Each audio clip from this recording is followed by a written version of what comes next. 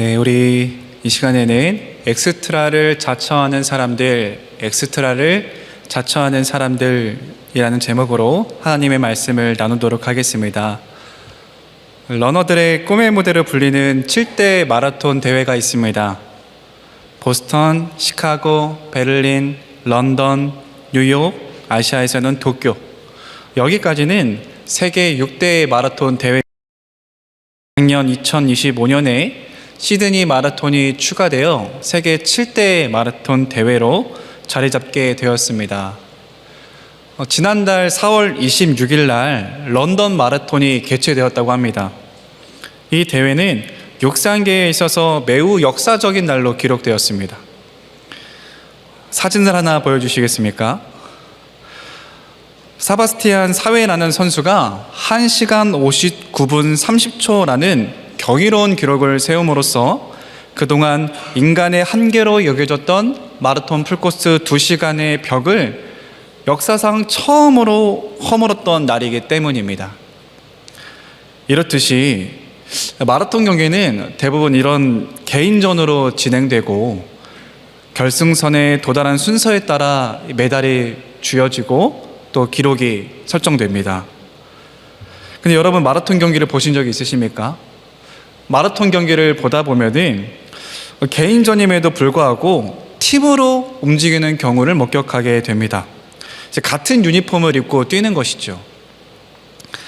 사바스티안 사웨 선수처럼 우승을 목표로 하는 선수 옆에서 같이 뛰는 사람들을 칭하는 용어가 있습니다. 그것은 바로 페이스메이커입니다. 페이스메이커란 선수가 목표한 기록에 맞춰 달릴 수 있도록 도와주는 보조자 러너입니다. 제가 말씀을 준비하면서 페이스메이커가 하는 역할들을 좀 이렇게 살펴보았는데요, 하는 일들이 꽤 많더라고요. 이 페이스메이커는 이 선수가 키로당 몇 분을 뛰어야 하는지 계산해주고, 또 이 선수가 앞서가고자 할 때도 저지하기도 하고, 좀 여유를 가고자 했을 때는 당겨주기도 하고요. 또는 선수 맨 앞에 서가지고 바람을 막아주는 역할로 하기도 합니다. 그리고 심리적으로 흔들리지 않도록 안정감을 주는 역할도 한다고 합니다. 굉장히 많은 일들을 하고 있는 거죠. 그렇게 자신의 역할을 다한 페이스메이커는 한 중간 이후에, 저희 마라톤이 42.195니까 한 30km 정도 이끌어 준 다음에 중도 이탈하고 그 대회에서 이제 나오게 된다라는 겁니다. 워낙 많은 역할을 감당하느라 체력적으로 지친 것도 있지만 페이스메이커의 목적은 옆에서 뛰고 있는 선수의 보조 역할이지 대회 우승이 목적이 아니기 때문입니다. 자기가 도와줬던 선수가 우승을 한다고 해서 함께 메달을 받을 수 있는 것은 아닙니다. 그 영광을 나눠 가질 수 있는 것도 아닙니다. 사람들의 박수를 받는 것도 아닙니다. 그것을 알면서도 그 사명을 감당하는 자가 바로 페이스메이커입니다. 그런데 그거 아십니까? 오늘 우리가 읽은 본문에도 페이스메이커, 보조 러너, 설교 말씀과 같이 엑스트라를 자처한 사람이 등장한다는 사실입니다. 오늘 이 시간 본문에 등장하는 페이스메이커가 누구인지, 엑스트라를 자처하는 사람은 누구이며 그 사명은 무엇인지를 말씀 속에서 발견하기를 원합니다. 오늘 우리가 읽은 본문은 열처녀 비유라 알려진 본문입니다. 마태복음 24장은 종말에 대한 징조를 다룬 본문이라면 마태복음 25장은 종말에 대한 비유를 다룬 본문입니다. 징조를 먼저 말씀하시고 종말이 어떠한지 비유를 통해서 예수님께서 설명하시는 거예요. 25장에는 열처녀 비유라든가 달란트 비유, 양과 염소에 대한 비유가 기록되어 있는데, 그 중에 이 열처녀 비유가 종말에 관한 첫 번째 비유로 소개되는 것입니다. 이 열처녀 비유는 예수님의 재림의 때에 교회의 모습이 어떠한지를 매우 적나라하게 보여주는 본문입니다. 1절 말씀입니다. 그때의 천국은 마치 등을 들고 신랑을 맞으러 나간 열 처녀와 같다 하리니. 아멘. 예수님께서 마태복음 24장에서 이 종말에 대한 징조를 말씀하셨습니다. 그 다음에 25장 이 첫 절에서 그때에 라고 말씀하시는 거예요. 그럼 이 그때라는 것은 당연히 종말의 때, 예수님께서 이 땅에 재림하시는 때를 말씀하시는 겁니다. 근데 예수께서 재림하실 때에 그 하나님 나라가, 이 천국이 어떻다라는 겁니까? 등을 들고 신랑을 맞으러 나간 열 처녀와 같다는 겁니다. 등을 들고 신랑을 맞으러 나간 열 처녀와 같다. 여기서 언급된 열 처녀는 신랑의 신부를 말하는 것이 아닙니다. 신랑은 한 명인데 신부 10명과 결혼한다는 의미가 아니에요. 우리가 이 비유를 이해하기 위해서는 이스라엘의 결혼 풍습을 알아야만 합니다.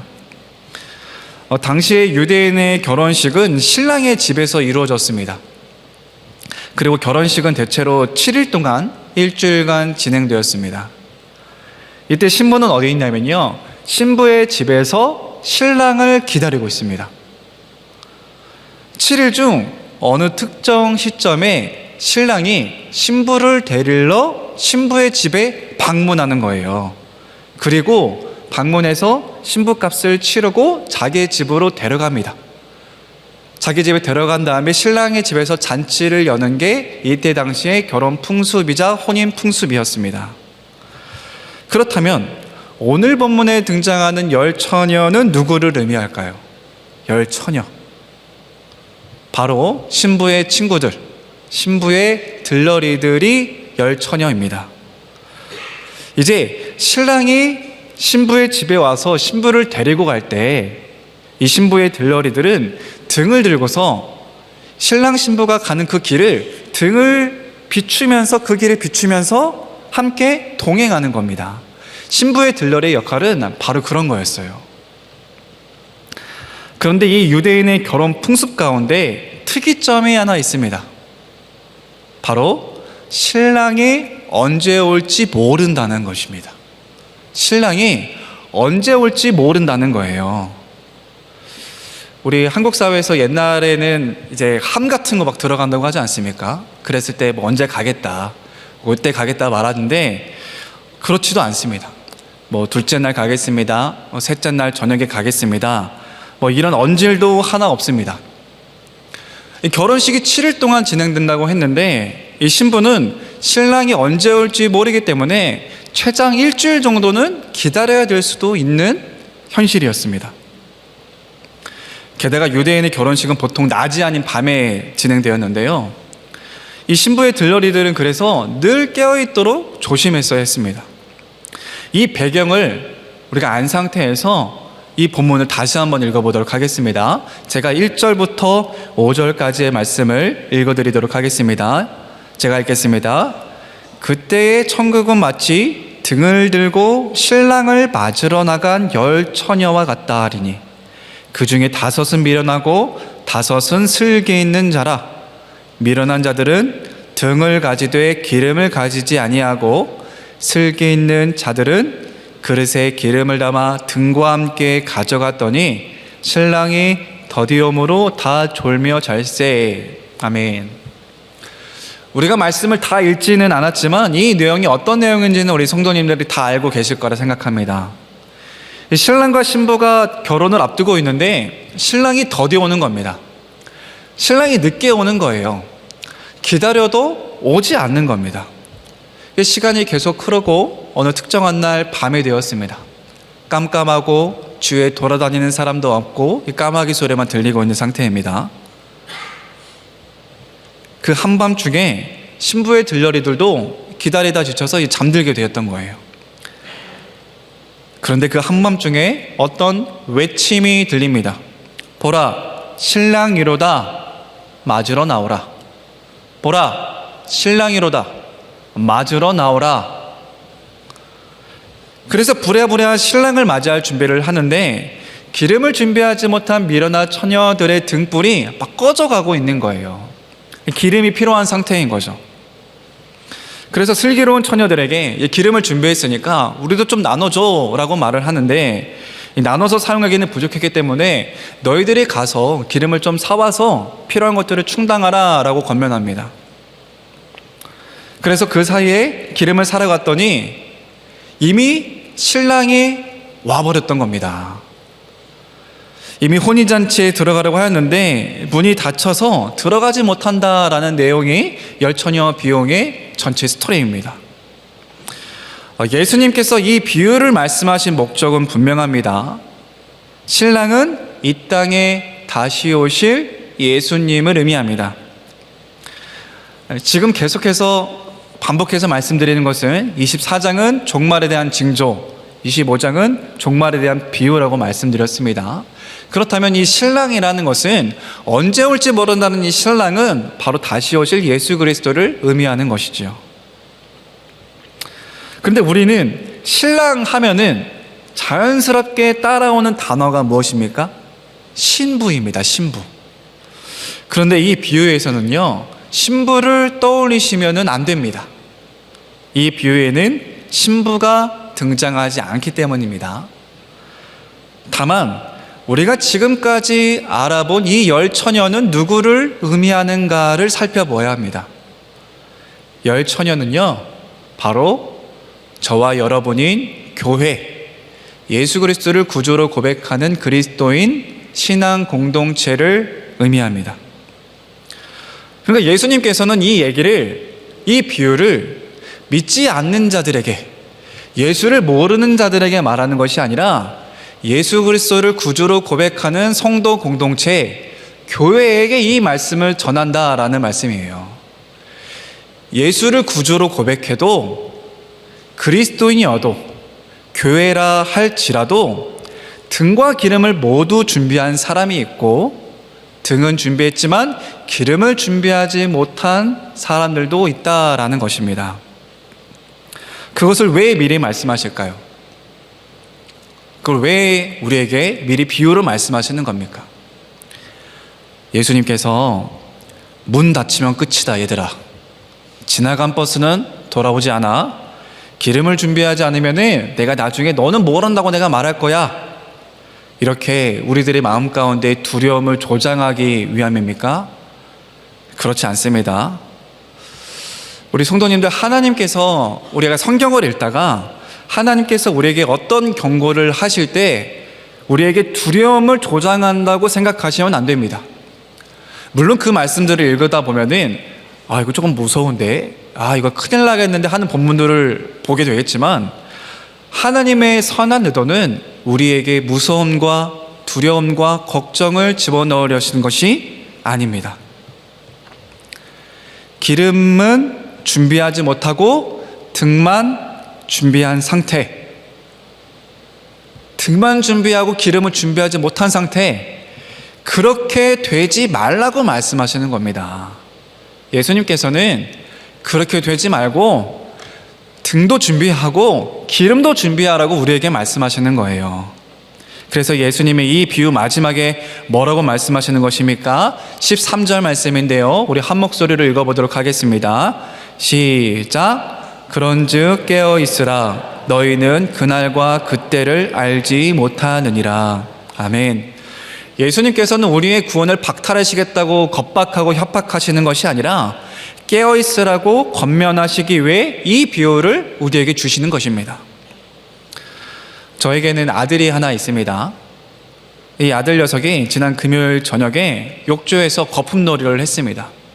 이렇게 막 뿌리면은요, 거품이 막 발사가 엄청 많이 됩니다. 피 이렇게 하면서, 그러니까 그 거품을 뿜어대면서 욕조며 세면대며 바닥이며 모두 거품으로 이렇게 가득했습니다. 너무 아까웠습니다. 또 사줘야 되는데 하루 만에 그걸 한 통을 다 써버리니까, 그렇게 이제 온 바닥이 이제 하얀색 천지가 되었는데, 그때 제 아들이 욕조를 밟고 올라서려고 하는 거예요.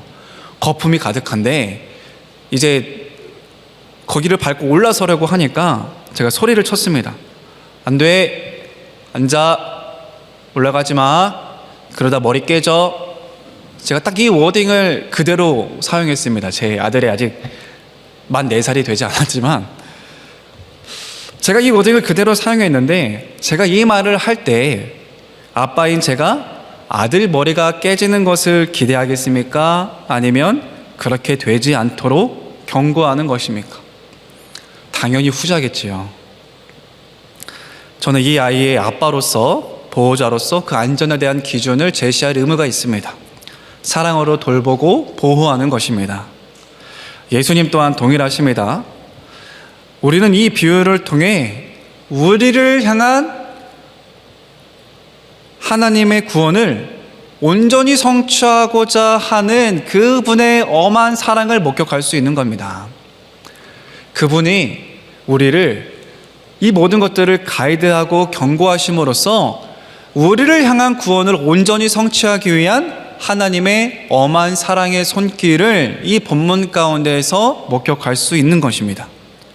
깨어있으라, 너희는 그날과 그때를 알지 못한다.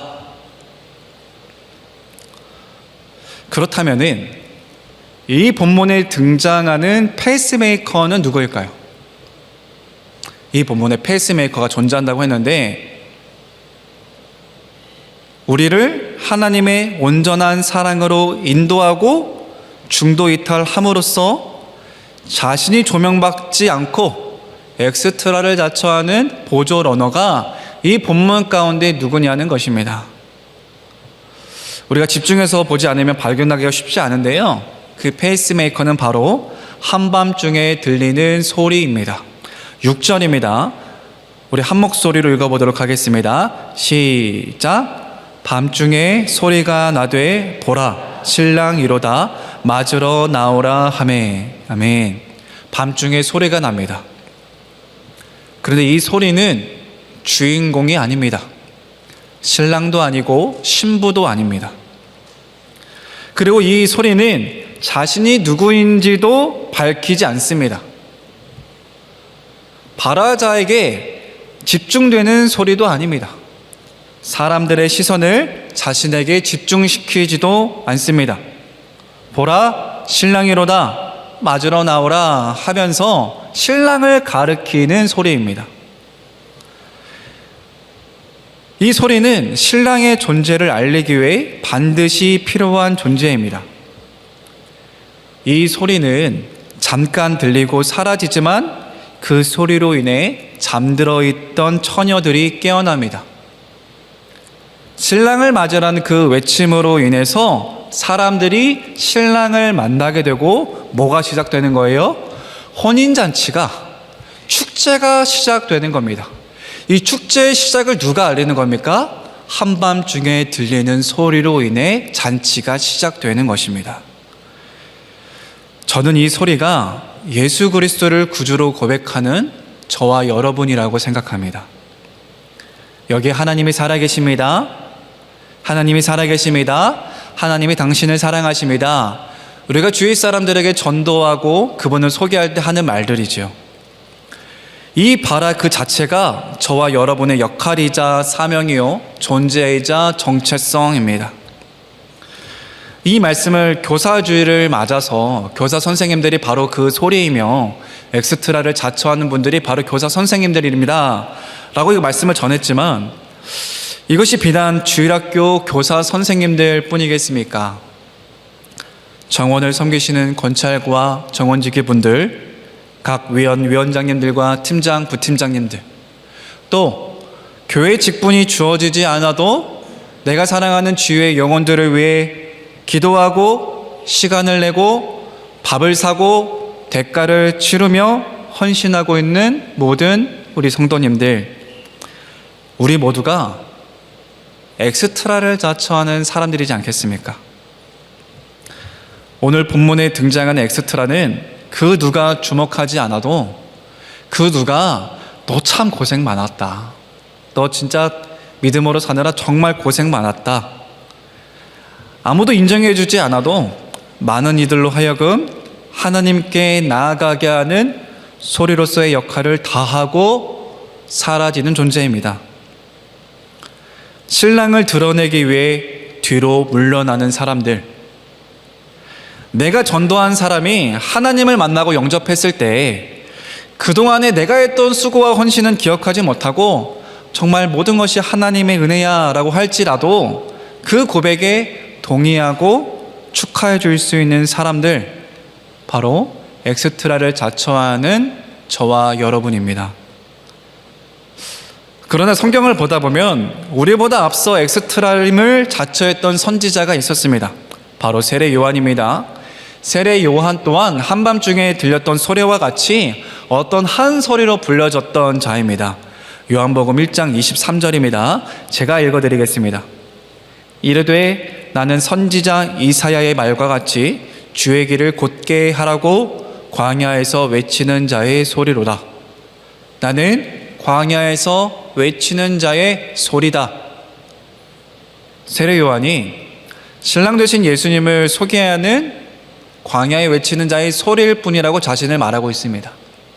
바리새인들과의 대화 속에서, 종교지들과의 대화 속에서 세례 요한은 자신에 대해서 분명하고 명확하게 드러냅니다. 나는 그리스도가 아닙니다. 나는 그리스도가 아닙니다. 나는 그분의 신발끈을 푸는 것조차 감당하지 못합니다. 제가 누구냐고요? 저는 단지 광야에 외치는 자의 소리일 뿐입니다. 이렇게 말하며 기꺼이 엑스트라의 삶을 선택했던 사람이 세례 요한입니다. 우리 사랑하는 길가의 교회 성도 여러분, 우리의 존재가, 우리의 정체성이 예수님을 드러내는 소리와 외침으로써 금방 휘발될지라도 우리의 존재로 인해 다른 이들을 예수께로 인도할 수 있다면 우리는 기꺼이 그 엑스트라임을 자처할 수 있는 자들입니다. 물론 영혼을 섬기는 자리는 잘 티가 나지 않습니다. 때로는 그 영혼으로 인해 상처를 받기도 합니다. 내가 헌신한 시간과 결과가 비례하지 않을 때가 더 많이 있습니다. 그러나 그 수고와 헌신의 열매가 우리 눈에 보이지 않더라도 우리의 그 외침과 소리로 인해서 주위에 있는 사람들을 주님께로 인도할 수 있다면 그 자체가 예수 그리스도를 믿는 신자의 특권이요, 하나님의 역사에 동참할 수 있는 믿는 자들의 은혜의 자리임을 믿습니다. 요한복음 3장 29절 30절 말씀을 우리 한 목소리로 읽고 말씀을 마치도록 하겠습니다. 우리 함께 우리 영에 새기며 말씀을 읽도록 하겠습니다. 시작. 신부를 취하는 자는 신랑이나 서서 신랑의 음성을 듣는 친구가 크게 기뻐하나니 나는 이러한 기쁨으로 충만하였노라. 그는 흥하여야 하겠고 나는 쇠하여야 하리라 하니라. 아멘. 예수님께서는 우리를 그리스도의 신부로 맞이하셨습니다. 당신은 누구입니까? 할 때 저는 그리스도의 신부입니다 라고 고백할 수 있습니다. 그러나 성경에서 참 신비스러운 것은 우리가 그리스도의 신부인 동시에 신부의 들러리도 된다는 것입니다. 우리 성도님들, 우리 믿지 않는 가족들, 믿지 않는 주위 사람들, 또 주일학교 아이들이 인도하는 밑에서 예배드리고 있는 모든 주일학교 학생들, 여러분, 우리가 이곳에서 우리를 무엇이라고 고백하겠습니까? 우리가 누리고 있는 하나님의 사랑과 은혜를 지금 향유하며 하나님 앞에 살아갈 때 우리를 도구로 사용하셔서 엑스트라임을 자처하는 우리들에게 하나님의 사랑이 흘러가는 역사가 우리들의 삶에 있기를 바랍니다.